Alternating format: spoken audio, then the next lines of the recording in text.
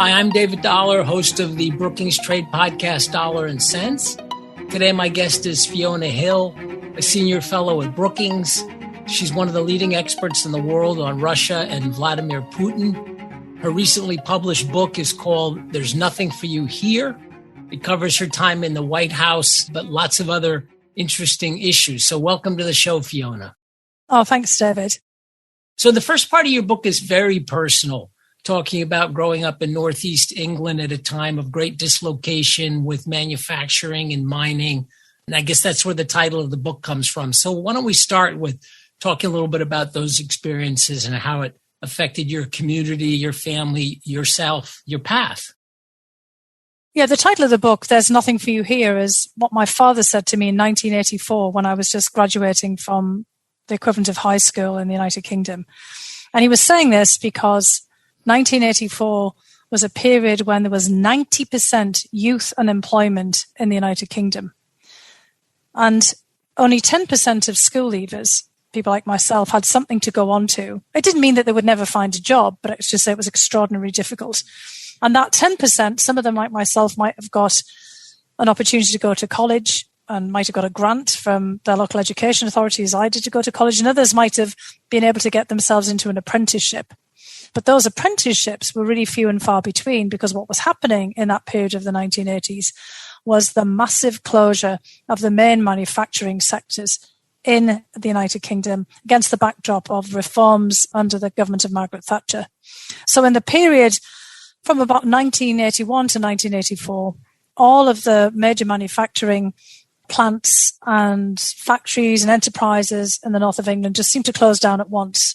In my region, the coal mines had already been closing in a kind of a long period of closures from the 1960s onwards. And I ended up going actually to university in 1984 against the backdrop of the miners' strike in the United Kingdom, which was the largest industrial action since the general strike of 1926 in the UK. So this was a pretty wrenching period. Hundreds of thousands of people had lost their jobs all at once, mass unemployment, very little prospects. And it was the same kind of thing that I saw then repeated over time in the Soviet Union, where I then went off to study, and eventually in the United States. And in a way, that has shaped my entire outlook because my whole childhood was shaped by industrial decline, members of my family, including my father, losing their job, trying to find a new footing. And the place that I decided to study, the Soviet Union, against the backdrop of very different national security issues, I was very much affected by the war scare and the standoff between the Soviet Union and the West and NATO over the placement of nuclear missiles, the SS-20 and the Pershing missiles in Europe in the 1980s. And November 1983 was a major war scare where the Soviet Union and the United States actually thought they might end up in a nuclear exchange. I mean, we kind of felt that very acutely where I was in Northern England. That motivated me to go off and study Russian. But when I actually got to the Soviet Union, as it was then in 1987, I realized they were going through the same issues of de-industrialization that I had seen back at home. And in fact, in the 1990s, when I started to study Russian formally in graduate school at Harvard, the Soviet Union's fallen apart. Pretty much everybody in Russia, in the successor to the Soviet Union, loses their job as well. And by that time, I'm also seeing in the US, 1989 onwards, the same thing happening in the Rust Belt. And so it opens my eyes really early on to deindustrialization and then eventually some of those political effects that we see play out.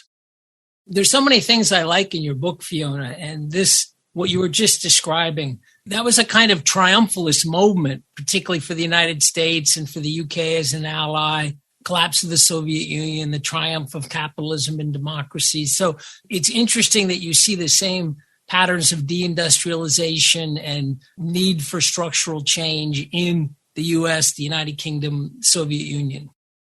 Yeah, because I think we got a bit blinded by that triumphalism. And from my perspective, it didn't feel like a massive triumph. My dad had lost his job multiple times. He'd worked in so many different coal mines that had closed down. Then he'd worked in a steelworks. He'd worked in a brickworks, and eventually he worked in a hospital as a porter, which is like at the lowest rung of the economic ladder. He didn't even make the minimum wage.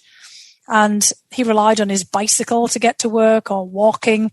We barely had enough money to make ends meet to cover the basic costs of utilities, for example. It was a kind of pretty tough time for my family in that whole period, especially in the 70s and 80s. And I saw that happening over and over again. And in fact, it propelled me in the work that I started to do in my academic work once I'd finished my PhD at Brookings, where I joined in 2000, to work with economists like yourself who were specializing on Russia and on the post-Soviet economy. And although I wasn't an economist, I was actually trained as a historian. That long tail of interest and personal experience came with me. And I started to look at the way that de-industrialization had played out in the Soviet Union, the way that the economy had started to shift, and the political effects of that. So my first book at Brookings was actually about this. It was called The Siberian Curse, and it was about the buildup of Siberia in the 1970s as a massive industrial center and the decline of those same industries after the collapse of the Soviet Union, the impact that that had. So presumably this is the foundation for Vladimir Putin's rise, dealing with these kinds of issues, and you're really a leading expert on Putin. So can you talk a little bit about his rise and how he responded to this with populist policies? Well, Putin comes from his own hardscrabble background in St. Petersburg, but then Leningrad during the Soviet days. He's born in the 1950s, and his family not especially prosperous in the sense of the Soviet period, and they were relatively well-off families given the Soviet system. And he finds his path forward in joining the KGB. So he actually does go to university, he studies law at Leningrad State University, and then he joins the KGB, different from the rest of our biographies. And he finds the KGB as his pathway to power. But for him, the most transformative episode in his life is the collapse of the Soviet Union. Because he, at that time, when the Soviet Union falls apart, has been stationed abroad in East Germany. And he sees East Germany falling apart as well. He's in Dresden in East Germany at the time when East Germany, the most prosperous part of the whole Soviet bloc, is also showing that it can't cope with the strains of modernization and the transition from big, heavy smokestack industries to the new knowledge economy that we're all part of today. And when he gets back to Moscow again, the Soviet Union has fallen apart and he doesn't really know what to do with himself. Actually, he doesn't go back to Moscow. He ends up going back to his hometown, St. Petersburg, and he ends up then joining the administration of his former law professor from Leningrad University, who becomes the first democratically elected mayor of St. Petersburg. And then he suddenly gets himself into the kind of wild east of the emergence of capitalism in Russia in that period. And he learns a thing or two about politics. He starts to adapt all of the things they learned about in the KGB, about how to manipulate people, how to push political buttons. And he transforms himself over time once he kind of gets into the Russian presidency, which is a fairly improbable tale of how it all happened, frankly, into this populist politician. And I kind of argue in a book I wrote about Putin at Brookings, Mr. Putin operative in the Kremlin, that he's really the first populist president of a major country in Europe. And I wrote that book also with an economist, our former colleague Clifford Gaddy, who I'd written the book on Siberia with too. And that also helps to frame some of the discussion in the new book, There's Nothing for You Here, because Putin blazes a trail for populists across Europe and here also in the United States. He's kind of like the epitome of a person who says, I'm going to come in and fix things and I'm going to make Russia great again.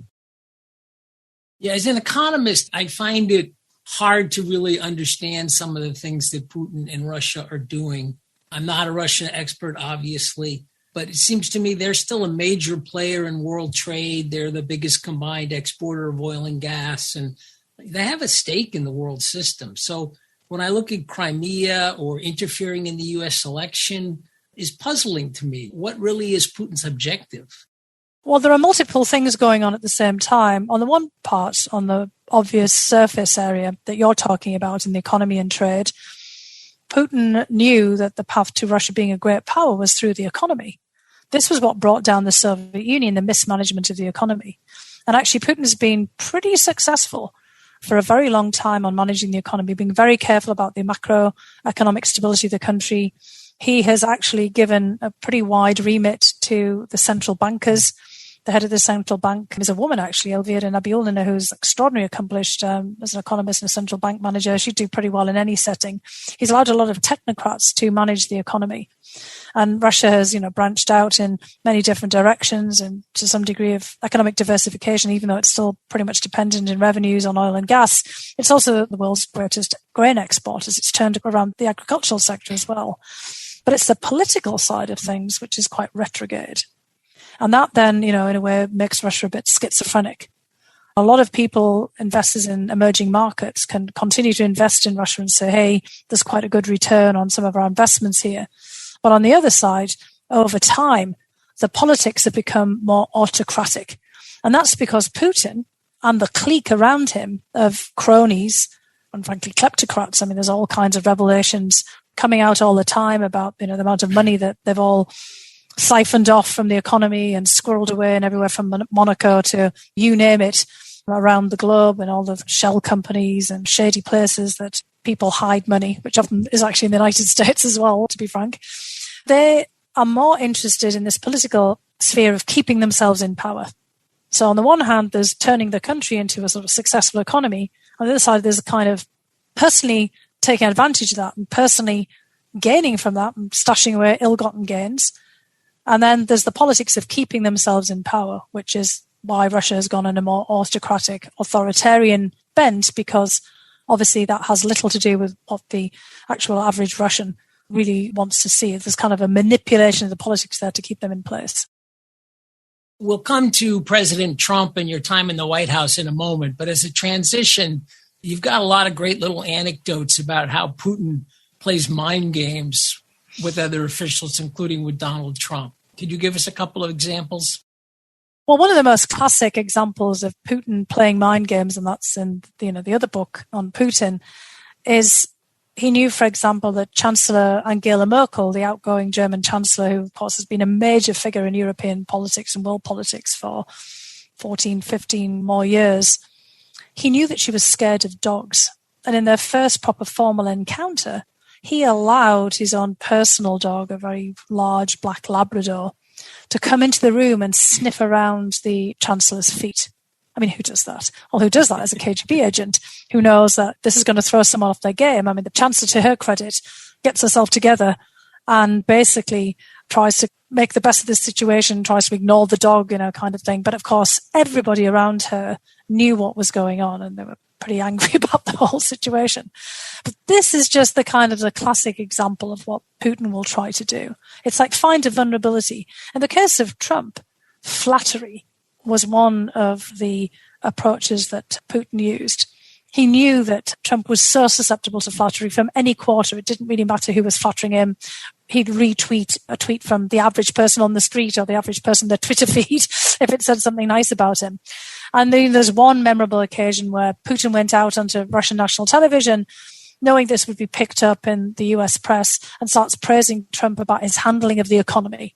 Because, of course, Trump was very proud of the fact that the stock market was going up and all kinds of other early signs of a really growing US economy early on in his tenure.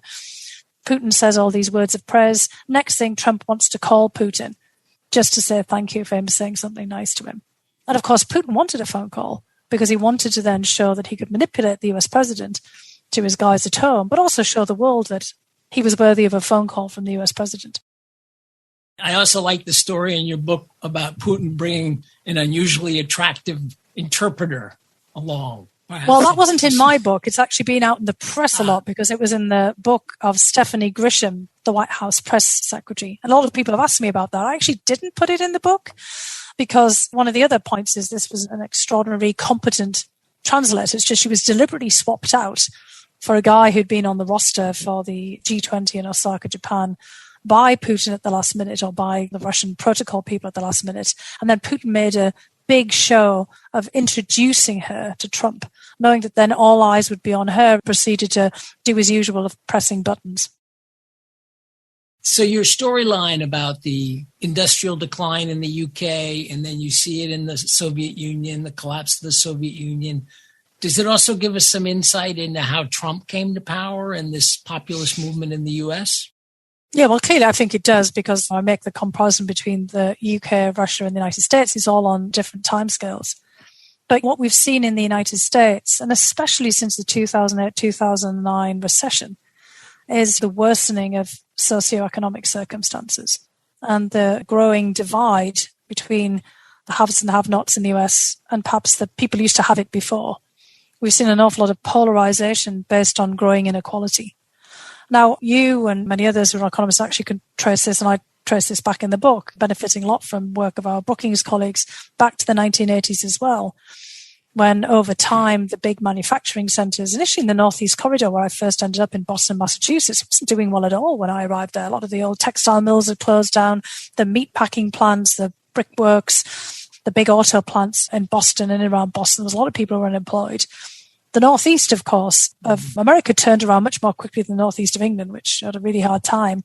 But other parts, Michigan, Pennsylvania, Ohio, all of these places with coal mining, steelworks, over time, they all started to close down as well. And we didn't see new industry moving in. So we started to see the same pattern that we'd seen in other places. And that built up a lot of political grievances because people felt that their needs, their desires for new work were not being addressed. And especially after the Great Recession, as we know, we saw the banks, the financial sector, Wall Street being bailed out by the government, but not Main Street. Lots of local banks, community banks went under, people's small businesses went under. They didn't get an awful lot of assistance. And so by the time you get along to 2016, there's these festering grievances. And there's a feeling that the mainstream political parties are not doing anything to address them. And Trump bypasses the parties, really. He's not a Republican. He's not an ideological person. He's very much focused on himself and idolatry of self. But he isn't a Republican. He used to be a Democrat, in fact. I mean, he can be anything to anyone. And that's part of the appeal because he starts to talk across the heads of the two mainstream parties. He's the wildcard candidate. And he talks directly to the people who are disaffected. And all of the region says, I hear you. I'm listening to you. I'm going to be your champion. And this is the Putin element. I'm going to fix things for you. I would just add one footnote to that story, Fiona. So some of these places in decline in the U.S., you mentioned New England, parts of New England, or say Pittsburgh, Pennsylvania.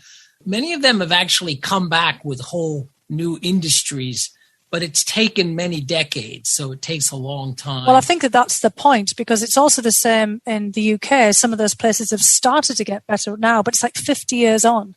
Right. And there are still small towns. I mean, the biggest problem is not the bigger cities because, you know, Bethlehem, Pennsylvania, for example, has sort of turned itself around. It's the next layer of towns. And that's been the case in the UK as well, and also in Russia. Some of the bigger cities have found ways to revitalize themselves. They might have still had some mainstays of industry. Look at Detroit, for example. I talk in the book about Detroit as a great example of where some of the existing industries have helped to bring in new industry, new innovative smaller industries that have brought jobs to the area, but it's this smaller level of towns that have not been able to do that. And that's part of our problem. And I think we've got a lot of work at Brookings where people look at that about where we need to have some place-based regeneration. And some of that might have to be done on a regional basis. It can't all just come from the top down. Let's talk a little bit about democratic backsliding. We've seen that with Russia, obviously, and Putin, number of Eastern European countries. I think for a long time, many of us assumed we couldn't have this in the United States, but especially based on your experience in the White House. Are you worried about democratic backsliding here in the U.S.? How serious a threat is this to us? I'm extremely worried about it. And I think anyone like myself who's an immigrant and has come from another country where they've seen things happening, you know, obviously people have come from much more dangerous circumstances than the north of England and have fled authoritarian systems. Anyone who came from the former Soviet Union, like many of my colleagues who I served with in the government, or a country that's been racked by civil war and strife. And many of my friends who are immigrants from countries like that have been greatly alarmed for quite some time about the developments in the United States. I mean, many of us feel like the United States is in a cold civil war. We're on the verge of something more violent, some other eruption. In fact, we've seen violence erupt, right? We saw January 6th. And the storming of the Capitol building. And we've seen violence on our streets around the Black Lives Matter movement and all the kinds of things that we've seen in Charlottesville and Virginia, for example. So this is not far-fetched by any stretch to say that we're in deep trouble with polarization, the partisan nature of our politics, the fact that people are splitting themselves out into these narrow affinity groups, or they're describing themselves only in partisan terms, Democrat versus Republican, red versus blue, and the idea that there is a divided, polarized America. Many Americas, not one America. This is kind of what you see in many other countries that are on the verge. This is what happened in the Soviet Union before its collapse. This is what we saw in Russia in the 1990s. We've seen this in European countries on the verges of war or outbreaks of conflict. So I'm deeply disturbed about this. And it's one of the reasons I also wanted to write the book. We all know, those of us who have worked on other countries, like yourself working on China and all the work that you and your colleagues have done, that political systems get into big trouble. No system is immune from flawed leadership or stresses to its institutions, especially after an economic crisis, which we had 10 plus years ago in 2008, 2009. And democracy needs constant reevaluation, reassessment, and improvement. It doesn't repair by itself. And we've been long overdue some reckoning with all of this. It didn't just start now.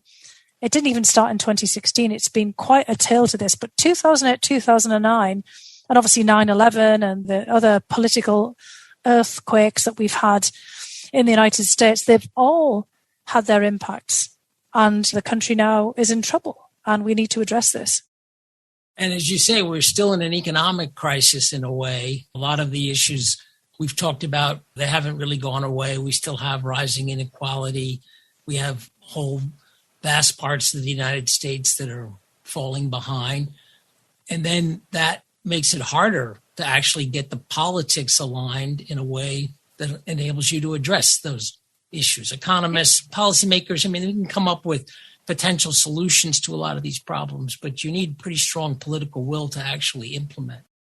You do. And look, I was hoping that COVID would give us that political will. And it still might, right? I mean, we're facing the greatest global public health threat since 1918. And in some respects, it's exceeded what happened in 1918 with the Great Influenza.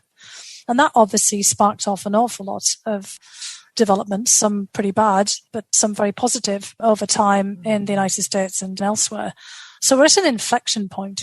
Clearly we can't go on as we've been, but COVID also showed that we couldn't beat it without collective action. It showed how difficult it was to have that collective action, find the political will, because we're still at loggerheads with each other about how to tackle the pandemic. And so this is all a lesson. If we want to head off the next pandemic, or we want to deal with the crisis that we're already having from climate change and huge weather events. I mean, some places have been hit over and over again by COVID, by massive deaths, by floods, by fires, by all kinds of natural calamities on every front. We're going to be dealing with this for the foreseeable future. So this is a time, if no time, that we've ever had before to find the collective will. So public policy, we do know what to do. There are so many prescriptions. And in my book, I'm not saying anything that's particularly original. I'm just restating in many respects what's so obvious to you, me, and many of our colleagues and many Americans out there. It's just, can we get the politics out of the way?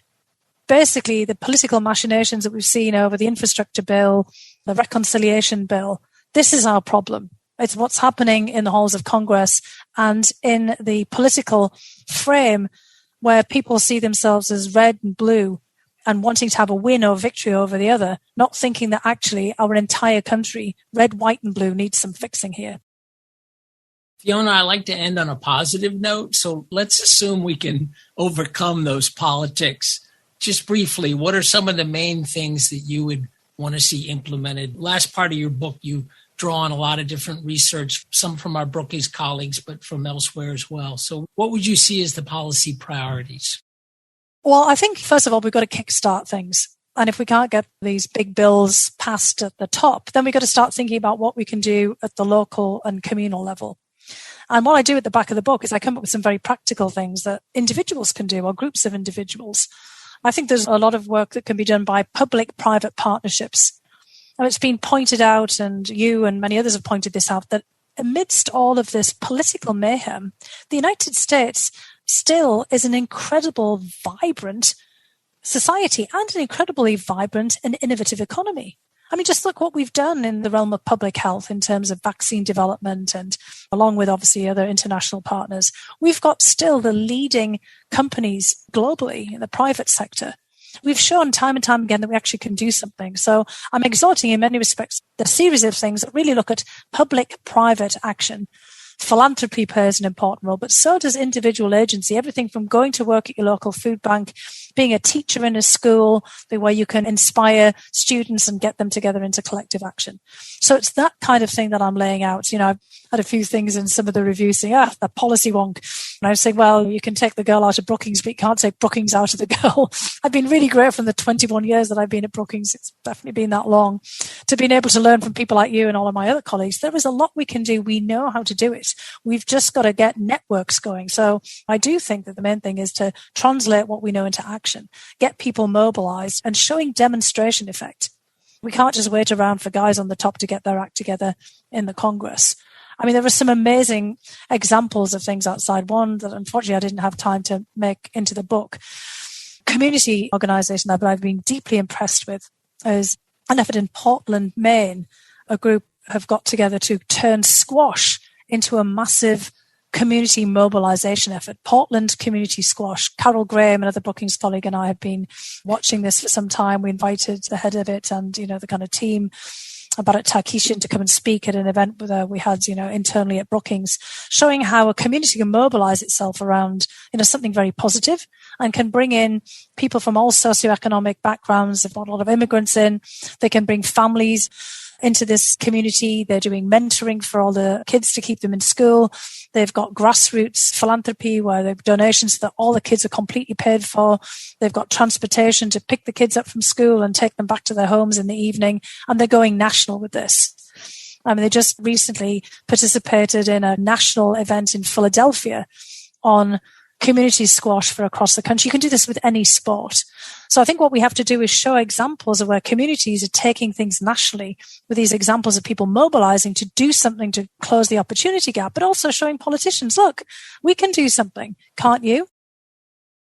I'm David Dollar, and I've been talking to my colleague Fiona Hill about her book, There's Nothing for You Here. And it's a great read. I recommend it. And it covers a lot of territory from Northern England to Soviet Union to the White House to some of the left behind areas of the United States. So thank you for sharing your ideas, Fiona. Thanks so much, David. Thanks for having me. Thank you all for listening. We'll be releasing new episodes of Dollar and Cents every other week. So if you haven't already, follow us wherever you get your podcasts and stay tuned. Dollar and Cents is part of the Brookings Podcast Network. It's made possible by support from producer Fred Dews, our audio engineer Gaston Riberedo, and other Brookings colleagues. If you have questions about the show or episode suggestions, you can email us at bcp@brookings.edu and follow us on Twitter @PolicyPodcasts. Until next time, I'm David Dollar, and this has been Dollar and Cents.